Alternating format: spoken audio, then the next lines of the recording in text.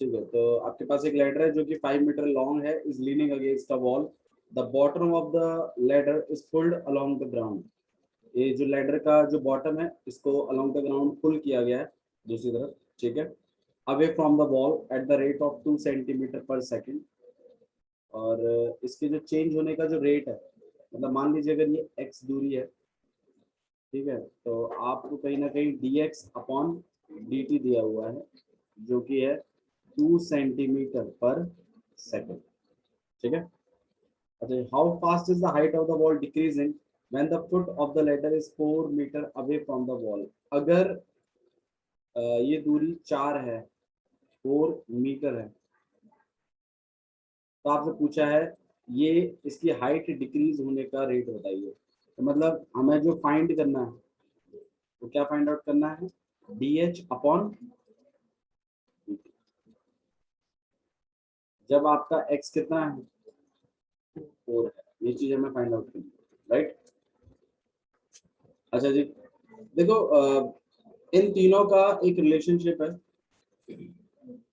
और रिलेशनशिप को देख लेते हैं। अच्छा, यहाँ पे ये dx अपॉन dt कितना दिया हुआ है, 2 सेंटीमीटर पर सेकंड। तो बेटर रहेगा हम सब इन सब चीजों को किसमें कन्वर्ट कर लें, सेंटीमीटर। मतलब यहाँ पे 400 बना लेते, ठीक है, और यहाँ कितना हो जाएगा आपके पास 500, यहाँ कितना हो जाएगा 400, और ये h भी आपका सेंटीमीटर में ही है, ठीक है। इन तीनों का एक रिलेशनशिप है, रिलेशनशिप क्या कहता है कि 500 का स्क्वायर इक्वल होगा h का स्क्वायर प्लस 400 का स्क्वायर। Region clear. आप चाहो तो ABC रख के भी कर सकते हो, इन ट्रायंगल ABC पर अच्छे से। और 500 का स्क्वायर कितना हो जाएगा 25 और 2500, हाँ 2 जीरो है ना, स्क्वायर करोगे तो 4 जीरो हो जाएंगे। और यहाँ पर h का स्क्वायर और यहाँ पर 16,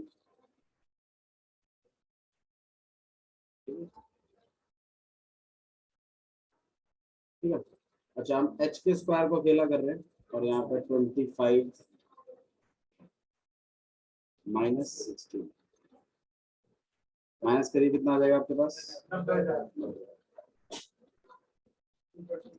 h को अकेला करोगे कितना आ जाएगा आपके पास 300। क्लियर है ये बात, तो समझ में आई रही होगी आपको। h आपके पास कितना है 300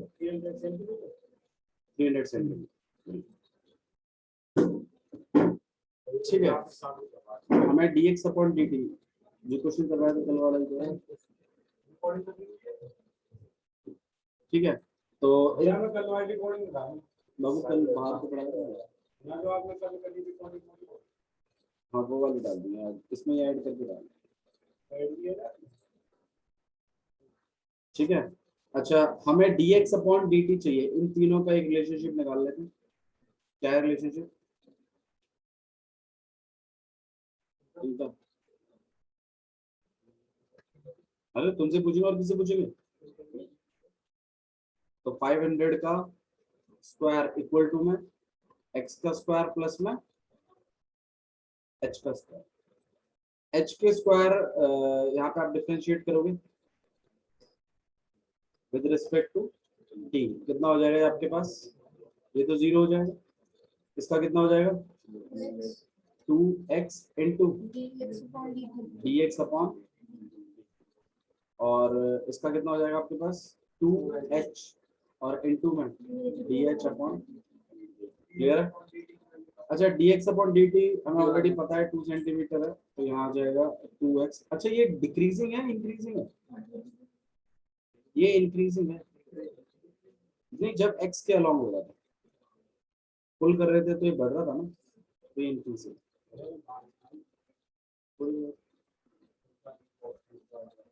अच्छा, अरे वाह मजा आ गया, पंचाली बात सुनी, अरे मैं पेड़ लगाए h कितना आपके पास 300, और हमें dh अपॉन dt निकालना है, और ये अरे मरवाली गाँव है ना हमारा, तो ये आपके पास शटअप, यहाँ पे हो जाएगा आपके पास 600 dh अपॉन dt, और यहाँ हो जाएगा आपके पास -4x। dh अपॉन dt को अकेला कर रहे हैं।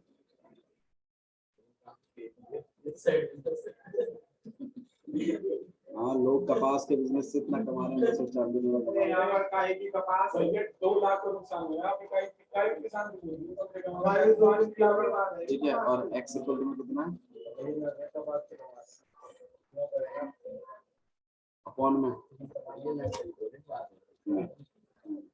पहले से बोल बोलेंगे ये बात सही वाली स्कूल में लगती है पेड़े में आपको लेफ्ट पीरियड में ये भैया तो ये करेंगे आप क्लास में अब चिड़िया चेक बाबू आप पढ़ाई कर लीजिए फिलहाल। जो स्कूल बोलेंगे तो दिक्कत नहीं आ जाना। ये क्लियर है? -8 अपॉन में 3 सेंटीमीटर पर आया सब कुछ समझ में? हाँ, क्वेश्चन में आपसे पूछा उन्होंने decreasing how fast is the height of the ball decreasing, पूछा कितना जल्दी कम हो रही है वो हाइट, तो हम माइनस नहीं लगाएंगे, ठीक है, आप लिखोगे लास्ट में hence height of ball decreasing at the rate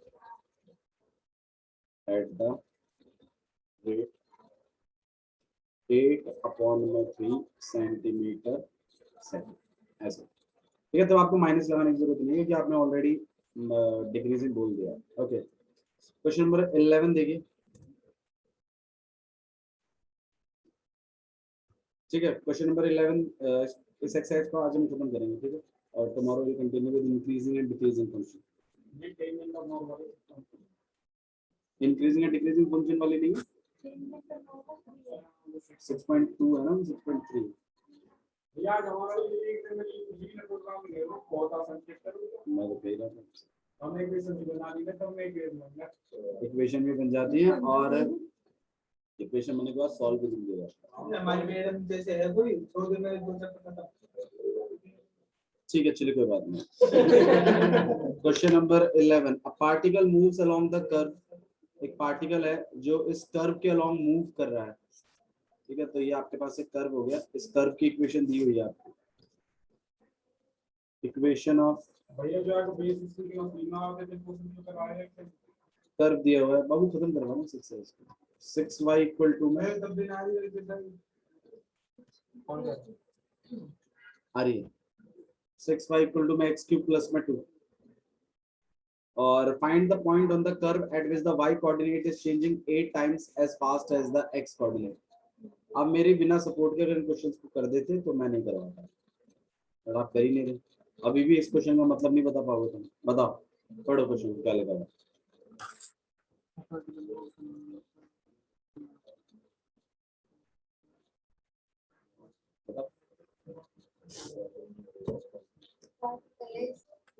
भाई आपको क्या चीज फाइंड आउट करनी है? कर्व पर उस पॉइंट को बताओ जहां पर आपका y जो है वो x के 8 टाइम्स के हिसाब से चेंज होता है। तो मतलब ये आपको जो change in y with respect to x दिया हुआ है, चेंज इन x, तो चेंज इन y हो रहा है ना, चेंज इन y मतलब चेंज, और चेंज इन y को कैसे रिप्रेजेंट करते हैं हम लोग? जी भाई, ये 8 टाइम्स है किसके? x के चेंज के, यही मतलब है इसका। पॉइंट ऑन द कर्व बताइए, अगर y coordinate is changing 8 times as fast as x coordinate, y का कोऑर्डिनेट चेंज हो रहा है 8 टाइम्स जब x का कोऑर्डिनेट चेंज हो रहा है, मतलब x का जितना फास्ट चेंज हो रहा है उसका 8 टाइम्स y का कोऑर्डिनेट चेंज हो रहा है। तो चेंज है ना, चेंज को हम कैसे रिप्रेजेंट करते हैं? dy से। तो कहीं ना कहीं अगर हम इसको देखें तो हमारे पास dy अपॉन dx कितने के बराबर आ जाएगा? सही है। अच्छा, इस इक्वेशन को देखते हैं किसके हिसाब से डिफरेंशिएट करें इसको, बोलो x के हिसाब से। तो यहाँ आ जाएगा dy अपॉन, और यहाँ कितना हो जाएगा आपके पास 3, और यहाँ पे तो 0 हो जाएगा। dy अपॉन dx तो ऑलरेडी पता है कितना है, वैल्यू प्लेस करिए इसमें, 3 से काट देते हैं 2 बार, एक्स स्क्वायर कितना आ गया आपके पास 16, एक्स कितना आ गया प्लस माइनस। अच्छा ये तो एक्स आया है, पॉइंट तो वाई से भी बनता है। हाँ जी, हम कर्व वाली इक्वेशन में डाल देते हैं। क्यों कर्व वाली इक्वेशन में क्यों डालते हैं? क्योंकि वो पॉइंट कर्व पर है, तो वो कर्व की इक्वेशन को जरूर सेटिस्फाई करेगा। तो मैं क्या कर रहा हूँ, यहाँ पे x इक्वल टू 4, तो यहाँ पे 6y इक्वल टू में कितना है आपके पास एक्स क्यूब प्लस 2, और x इक्वल टू -4 के लिए 6y इक्वल टू में एक्स क्यूब प्लस, तो यहाँ पे आ जाएगा आपके पास 6y इक्वल टू में 4 का क्यूब कितना हो गया प्लस कर। अरे वाह, स्मार्ट बॉय। 64 हो जाएगा। ठीक है, यहाँ पे 6y, y कितना आ गया 11, और यहाँ पे कितना आ जाएगा आपके पास -64। अब नहीं बताया -62, और यहाँ पे 6y, y को क्या करेंगे, ठीक है, तो 62 अपॉन में 6 3 बार में, और यहाँ पे 31 y की वैल्यू आ गई -31 अपॉन में 3। तो अगर पॉइंट्स की अगर मैं बात करूँ तो पॉइंट्स है आपके पास 4, 11 और -4, -31 अपॉन में 3। आया समझ? ओके, क्वेश्चन नंबर 12 देखिए क्या लिखा है। Radius of the air bubble is increasing at the rate of 1/2। What is the radius? मैं चाहूंगा आप खुद करें, खुद से करें प्लीज। क्वेश्चन नंबर 12 खुद से करें। क्वेश्चन नंबर 13 भी एक बार खुद से ट्राई करें। हाँ जी, ये जो इसके बाद वाला है, एयर बबल आपका ऑब्वियस बात है स्फेरिकल होता है, 4/3 पाई आर क्यूब लगेगा। ठीक है, आपको क्वेश्चन नंबर 13 में, क्वेश्चन नंबर 12 में dr/dt दिया हुआ है। कितना है ये 1/2 सेंटीमीटर पर सेकेंड। पूछा रेट ऑफ द वॉल्यूम, तो dv/dt निकालना है आपको जब r कितना है 1 सेंटीमीटर। तो भाई वॉल्यूम का फॉर्मूला क्या होता है? तो अगर मैं t के हिसाब से डेरिवेटिव करूं तो dv/dt इक्वल टू 4/3 पाई, और यहाँ हो जाएगा आपके पास 3r स्क्वायर, और फिर dr में, ठीक है, और dv/dt तो आई, ये 3 से 3 कट जाएगा, और यहाँ आ जाएगा आपके पास 4 पाई r स्क्वायर, और यहाँ 1/2 2 से ये भी कट जाएगा, यहाँ जाएगा आपके पास 2 पाई r स्क्वायर, और dv/dt जब r कितना है 1, वैल्यू प्लेस करिए 2 पाई, और इंटू में 1 का स्क्वायर, तो यहाँ पर 2 पाई, और यूनिट क्या रहेगी सेंटीमीटर क्यूब पर, ठीक है। Okay, question number 13. A balloon which is always remains spherical has a variable diameter. और diameter आपको दिया हुआ 3 में, तो एक बलून है,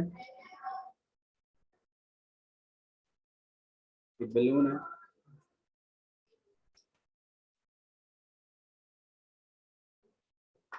ठीक है, जिसका वेरिएबल डायमीटर है, मतलब डायमीटर जो है तो आपके पास कितना है 3/2 ब्रैकेट के अंदर 2x + 1। पूछा है find the rate of the change of its volume, तो मतलब कहीं ना कहीं हमें dv/dx से dv/dx से, ठीक है, ये निकालना आपको चेंज ऑफ द वॉल्यूम। अब किसी पर्टिकुलर पॉइंट पे नहीं पूछा उसने, dv/dx निकालना। अच्छा, वॉल्यूम का अगर फॉर्मूला देखा जाए तो फॉर्मूला क्या है, बलून का स्फेरिकल है ना, 4/3 पाई r क्यूब। अब हमारे पास तो डायमीटर है, इसमें डालने के लिए आपको रेडियस चाहिए, तो आप क्या करोगे, रेडियस कैसे निकालोगे इससे, 4 कर दूं मैं, सही है ना प्रशांत, /2 करोगे, ठीक है ना, तो आप इस वैल्यू को रेडियस की जगह डाल सकते हैं। हम डाल रहे हैं वैल्यू 4/3 पाई 3/4 और 2x + 1। ये 3 से 3 कैंसिल, 4 से 4 कैंसिल, 5 रह गया और ब्रैकेट के अंदर 2x प्लस 1। अच्छा हाँ पूरे, अरे पूरे का क्यूब भी तो है रेडियस का, 2x प्लस 1 का पूरे का, ये क्यूब अलॉट होगा 3 को भी और 4 को भी, आगे वालों को नहीं, पीछे वालों को। हो जाएगा आपके पास 3 का क्यूब कितना हो गया 27, 4 का क्यूब कितना हो गया 64, और ये हो जाएगा 2x प्लस 1 का 3 से 9 बार, 4 से 16 बार, यहाँ आएगा 9 अपॉन में 16 पाई और 2x प्लस 1 का whole cube. This is the volume. अब हमें dv अपॉन dx चाहिए। देखो वॉल्यूम पूरा का पूरा x में है तो निकल सकता है मामला, और 9 अपॉन 16 पाई तो पार्टिसिपेट ही नहीं करेगा डेरिवेटिव में क्योंकि वो कांस्टेंट है। ठीक है, तो हम यहाँ पे क्या करेंगे, dv अपॉन dx कर रहे हैं, यहाँ 9 अपॉन 16 पाई बाहर हो गया, अंदर रह गया आपके पास 3 ब्रैकेट के अंदर 2x प्लस 1 का होल स्क्वायर, और फिर किसका डेरिवेटिव करोगे आप लोग 2x का, फिर 1 का तो 0 हो जाएगा। ठीक है, और यहाँ हो जाएगा आपके पास 9 अपॉन में 16 पाई, देखो आप इसको डायरेक्टली मल्टीप्लाई नहीं करेंगे, आप इसको 6 ब्रैकेट के अंदर 2x प्लस 1 का होल स्क्वायर लिखें। इसका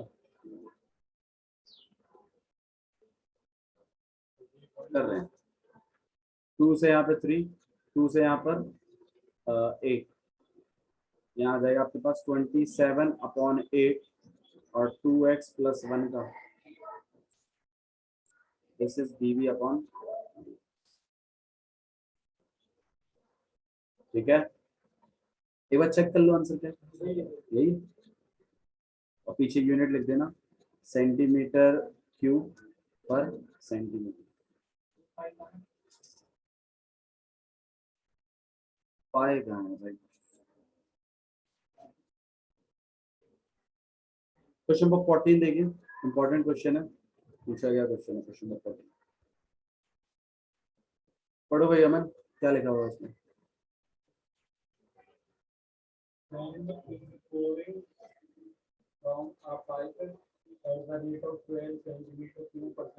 मतलब एक पाइप में ना जो रोटी है उसको मतलब वो कर रही है, मतलब ठीक नहीं है, 12 सेंटीमीटर एक पाइप में से रेत गिर रही है, हाँ वही तो ये हाँ, और उसका उसकी जो स्पीड दे रहा है वो दे रहा है 12 सेंटीमीटर 12 सेंटीमीटर क्यूब पर सेकंड, स्पीड नहीं है ये, change in radius, change in volume है, dv अपॉन dt है।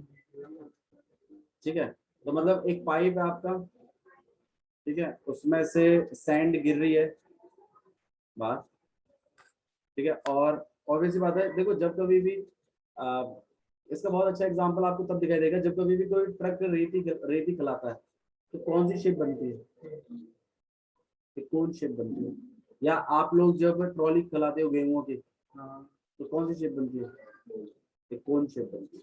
ठीक है, तो इसी तरीके से एक पाइप में जब रेती गिरती है, और आपने देखा होगा मुट्ठी में आप रेती भरो फिर छोड़ो, फिर आपको जो शेप मिलती है उसी की बात है, तो वो ऑब्वियस बात है एक तो कौन शेप मिलती है। ठीक है, तो एक पाइप में से रेती गिर रही है और क्या बन रही है कोन, और इसकी चेंज इन वॉल्यूम का आपको वैल्यू दिया हुआ है कितना है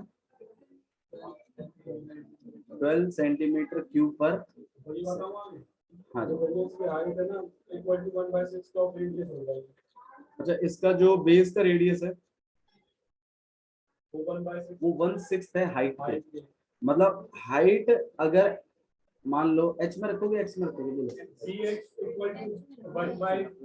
dx क्यों आएगा, नहीं dx भी क्यों आएगा, चेंज की बात नहीं होगी, उसने क्लियर ये बात बोली है, falling sand from the cone on the ground in such a way that the height of the cone, cone की जो हाइट है is 1/6 of the radius of the base, वो बेस के रेडियस का 1/6। हाँ वो तो आगे पूछा है, लेकिन वो जो पीछे की स्टेटमेंट है उसमें बस खाली ये बोला है जो हाइट है वो बेस का 1/6 है। हाँ जी, तो अगर मैं रेडियस को अगर x मान रहा हूँ तो हाइट जो है मेरी वो x अपॉन तो अकॉर्डिंग टू क्वेश्चन, सही है। अच्छा जी, ठीक है, मतलब ये हमारा h है और ये हमारा r है। आगे पूछा है how fast is the height of the sand cone increasing, पूछा है कितनी जल्दी हाइट उसकी इंक्रीज होगी when the height is 4 centimetre. मतलब क्या फाइंड आउट करना है, हमें फाइंड आउट करना है dh अपॉन dt जब h कितना है 4।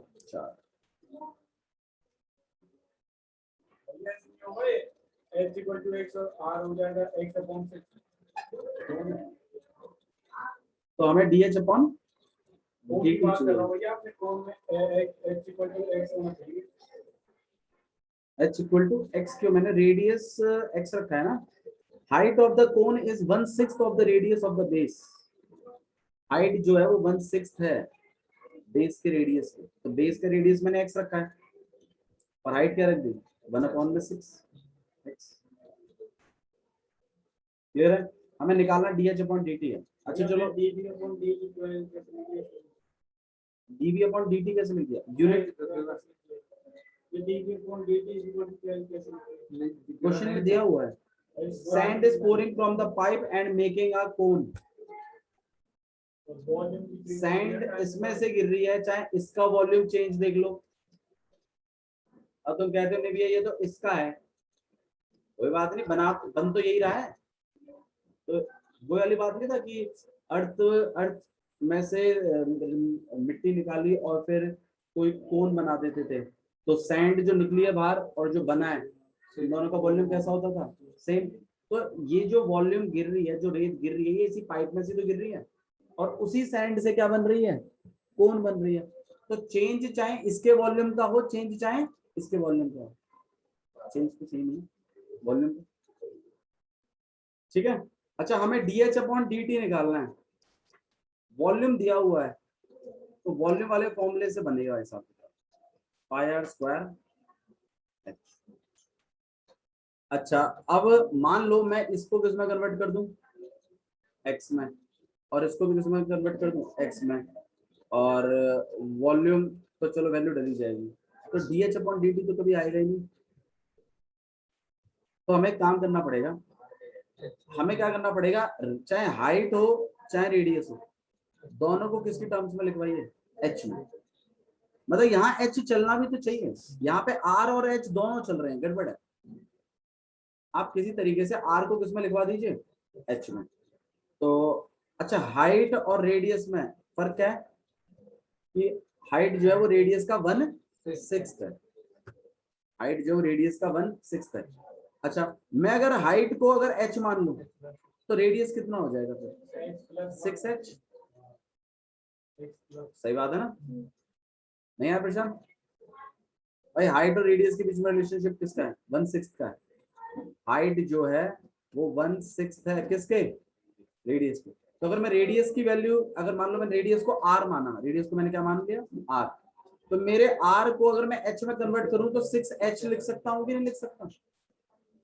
अब इससे फायदा क्या होगा, इससे फायदा मेरा ये होगा कि यहाँ पर ही आपका सब कुछ h में आ जाएगा, किसमें आ जाएगा, h में। और जब आप डिफरेंशिएट करोगे तो dh अपॉन dt अलग ही दिखाई देगा।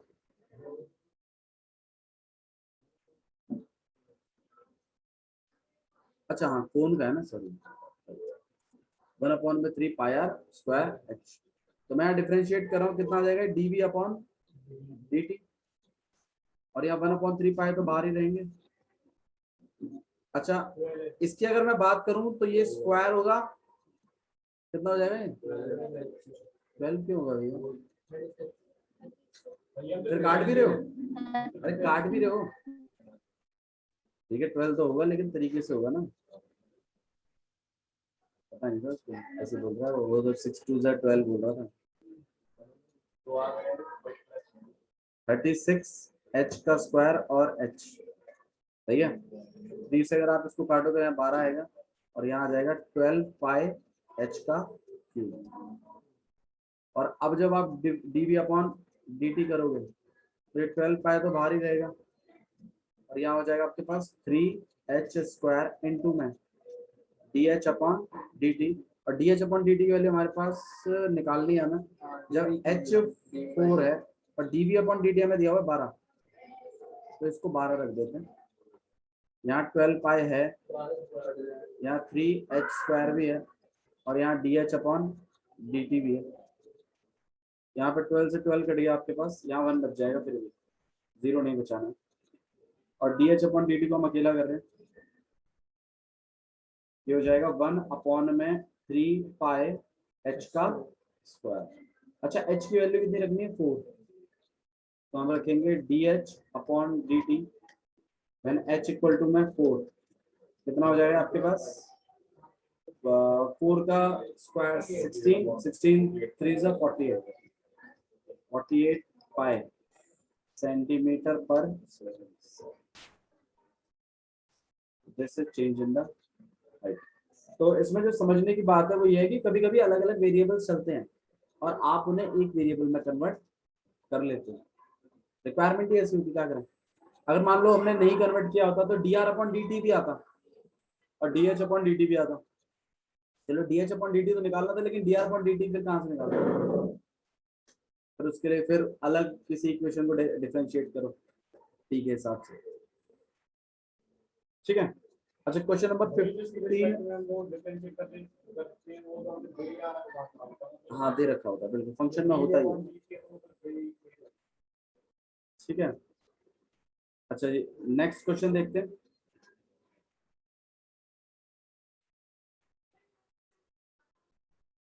देखो नेक्स्ट क्वेश्चन में क्या लिखा है, क्वेश्चन नंबर 15 समझ लीजिए, सिंपल टाइप के क्वेश्चन से, इतना टफ नहीं है। मार्जिनल का मतलब होता है चेंज, रेट ऑफ चेंज। तो जैसे मान लीजिए आपको टोटल कॉस्ट को C ऑफ X से डिनोट किया गया, और देखिए पढ़ के देखो, मैं यहाँ पे तब तो ये लिख लेता हूँ इसको, 0.007x³ माइनस 0.003x² प्लस का 15x और प्लस का 4000।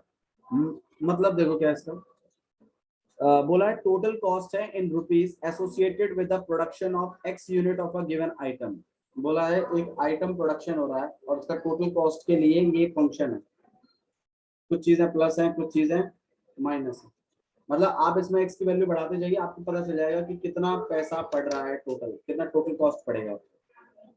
बहुत सारी कंपनियां ये सब चीजें करती है और उससे वो ये डिसाइड कर लेती है कि हाँ भाई कितना मैन्युफैक्चर किया जाएगा, हमारा इतना खर्चा आएगा, तो उस हिसाब से वो लोन वोन जो भी चीजें होती है वो करती है, बड़ा टारगेट अचीव करने, ठीक है। तो ये आपके पास एक फंक्शन है, इसमें x जो है वो नंबर ऑफ आइटम्स को रिप्रेजेंट कर रहा है। आपसे पूछा है मार्जिनल कॉस्ट बताइए, मतलब आपको कहीं ना कहीं क्या बताना है, C' x बताना है। कब? जब आपका x कितना होगा, 17 यूनिट्स होगा। मार्जिनल का मतलब होता है चेंज, मार्जिनल का मतलब क्या होता है, चेंज। तो फटाफट आप इसको आराम से कर सकते हो, डेरिवेटिव करना है खाली, किसके रिस्पेक्ट में, वो भी x के रिस्पेक्ट में, C ऑफ x, ये बन जाएगा डैश। इधर की बात अगर करें तो ये कितना हो जाएगा आपके पास, 0.021x², और यहाँ पे हो जाएगा आपके पास माइनस 0.006x और प्लस का 15। आप इसमें x की जगह क्या चला दोगे, 17, and you will calculate it. समझ में आया, सिंपल है। तो मार्जिनल कॉस्ट से घबराने की जरूरत नहीं है, मार्जिनल का मतलब है change in x, change in जो भी आप कॉस्ट निकालते हैं।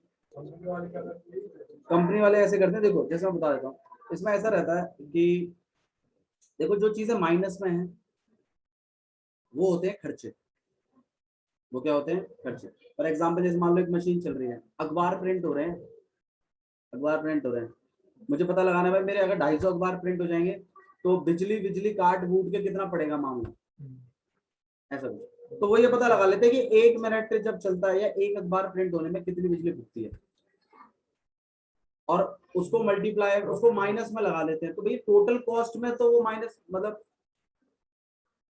जब मान लो अगर आपको मेरे को पता लगाना टोटल कॉस्ट कितना पड़ गया, तो वो चीजें प्लस में होती चली जाती है। क्या होती चली जाती है, प्लस में, खर्चे आपके प्लस में होते चले जाते हैं, ठीक है। अच्छा, माइनस क्या चीज होती है, माइनस ये होती है कोई गवर्नमेंट सब्सिडी दे रही है या मतलब मान लो कोई लोग थे पहले 300 लोग काम कर रहे थे, आज पता चला बारिश हुई 50 लोग एब्सेंट हो गए, तो उनका भी तो कटेगा मामला, तो वो तो प्रॉफिट में आ रहा है ना गवर्नमेंट को। तो इसमें प्लस और माइनस इस हिसाब किताब से होता रहता है। अब मैटर करता है आप ढूंढ क्या रहे हो। अगर मान लो आप प्रॉफिट ढूंढ रहे हो, क्या ढूंढ रहे हो, प्रॉफिट, तो आपकी कोशिश रहती है कि ये जो नेगेटिव हो रहा है इसे कम से कम किया जाए। अब नेगेटिव मतलब क्या, खर्चे। जैसे कोई अखबार प्रिंट होने में खर्चा क्या क्या होता है भाई, वो एक तो पेपर बॉय को देना पड़ता है, ठीक है, बिजली लगती है, इंक लगती है, ये सब चीजें खर्चे, समझ में आया। अच्छा प्लस क्या है, प्लस ये है कि बचत, ये तो हर बार प्लस होगा, इसको ज्यादा करने की कोशिश करो। तो ये सब कुछ चीजें रहती हैं। ट्रांसपोर्टेशन है, खर्चा है, ठीक है। हाँ, तो इन सब चीजों को थोड़ा सा ध्यान में रख के ये फंक्शंस बनाए जाते हैं। इसमें एक्स कुछ, इसमें जैसे नंबर ऑफ आइटम्स है, ठीक है। तो आपको मार्जिनल कॉस्ट जब बोले तो आपने ध्यान रखना है कि आपने एफ डैश एक्स निकाला। इसी तरीके का क्वेश्चन नंबर 16 है, देख लीजिए। टोटल रेवेन्यू जो रिसीव हुआ है उसमें वो आर ऑफ एक्स से डिनोट कर रहे हैं, वो किससे डिनोट कर रहे हैं, आर ऑफ एक्स से। उसके लिए भी उन्होंने एक फंक्शन बनाया हुआ है 13x² प्लस 26x प्लस का कलेक्शन है ये। और आपको x की वैल्यू कितनी रखने की बोली गई है, 7। आपने डेरिवेटिव करना है और उसमें 7 चला जाना, ठीक है। क्वेश्चन नंबर 17 कर सकते हैं आप लोग। क्वेश्चन नंबर 18 भी मार्जिनल कॉस्ट पे ही डिपेंड है, मार्जिनल रेवेन्यू निकालना है। कॉस्ट होती है तो मार्जिनल कॉस्ट निकालते हैं, रेवेन्यू होता है तो मार्जिनल रेवेन्यू निकालते हैं, ठीक है। तो इसी के साथ आपकी एक्सरसाइज खत्म होती है। एक्सरसाइज 6.1 यहाँ तक आप लोग डन रखिए मामले को, ठीक है। बाकी थोड़ा सा देख लें इंक्रीजिंग और डिक्रीजिंग फंक्शन, हल्का सा। अरे इतना बोरिंग नहीं है ये, अच्छा लगेगा आपको इंक्रीजिंग। बोरिंग है, चलो ठीक है कल